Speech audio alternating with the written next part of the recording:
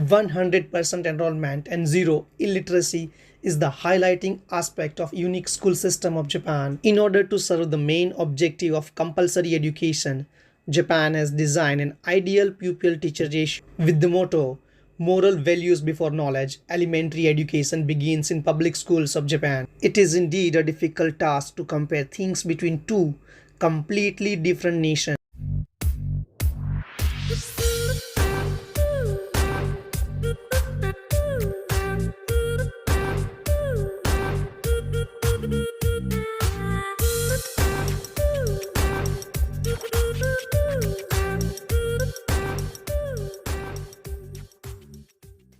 The current study has been conducted through descriptive research methodology.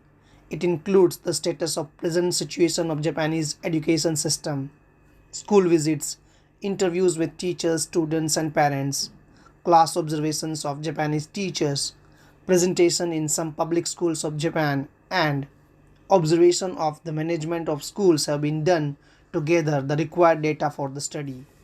100% enrollment and zero illiteracy is the highlighting aspect of unique school system of Japan. In particular, compulsory education, that is Gimokyoiku, in Japan has the two objectives: fostering the next generation which will be responsible for forming the nation and society, and second one, building a foundation to enable each individual child to live a happy life, and it forms the foundation for all education. In Japan, primary and lower secondary education is compulsory.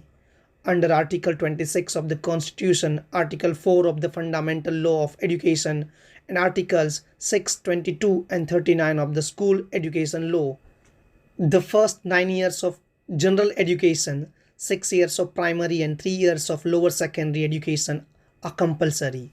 Compulsory education provided by national and public schools is free of charge. In order to serve the main objective of compulsory education, Japan has designed an ideal pupil-teacher ratio by increasing the number of teachers and other personnel. Continuous and progressive measures are taken for bringing fruitful changes in teacher training system. School management council system has been created. Parents actively participate and contribute for the betterment of teaching learning process in all the capacities they can. The proper maintenance of infrastructure is also an important reason that helps in achieving the main objective of compulsory education.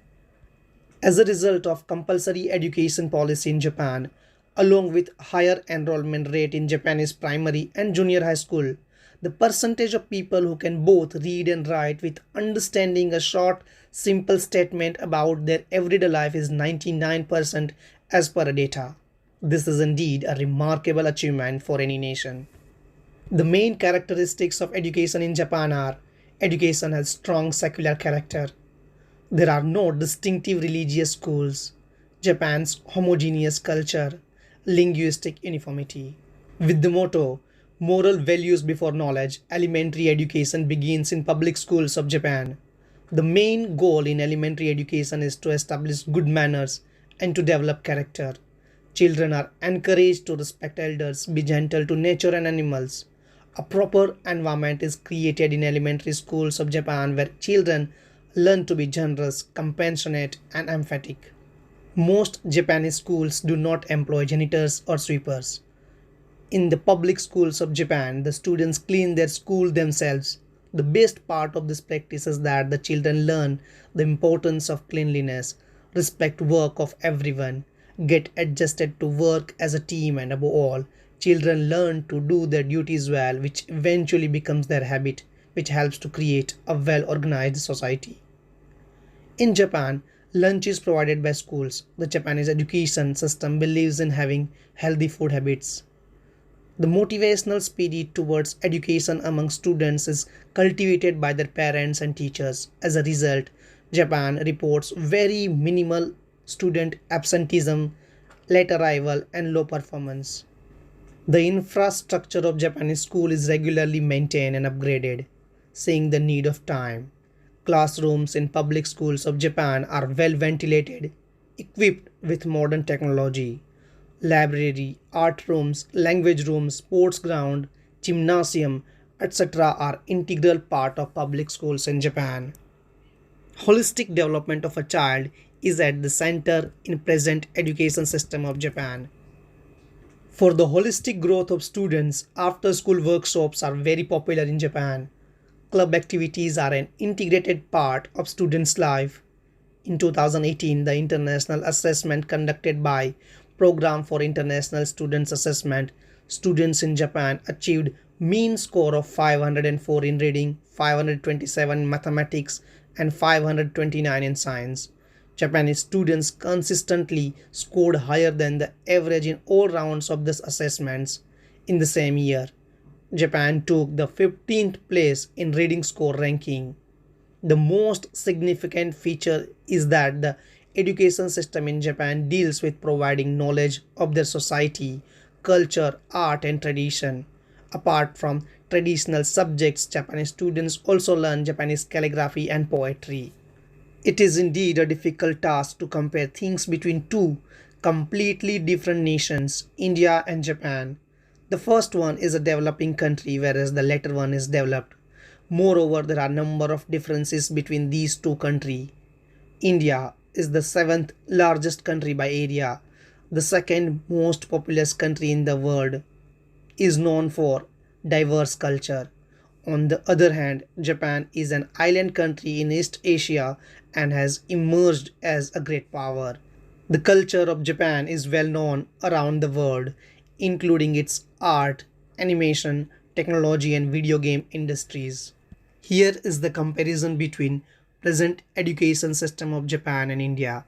The points which have been taken for doing the comparison are school system, compulsory education, types of school, medium of instruction in public schools, exams in elementary classes, entrance exam for admission in higher classes, teachers' qualification, enrollment rate, adult literacy rate, absenteeism, and teacher student ratio. Now let us have a look at the most important segment, implications. Regular review of content of education is the most important task for any nation so as to bring desirable and productive outcomes in education system. In Japan, it is done quite regularly and effectively, whereas such changes are not so frequent in education system of India. It has been 3 decades and more India has seen a new education policy. In Japan, public schools are well maintained and well equipped with all needed resources. Such infrastructure makes the process of teaching learning run smoothly. There is a scope of improvement in this area in Indian education system. Teacher student ratio is a key factor in achieving quality in education.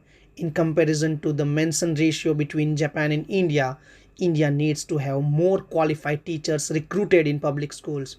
The rate of literacy is directly proportional to the enrollment rate and it is indirectly proportional to absenteeism rate in any country. Japan's homogeneous culture and linguistic uniformity is key for successful implementation of education policies in Japan. Education provided in mother tongue is always long lasting.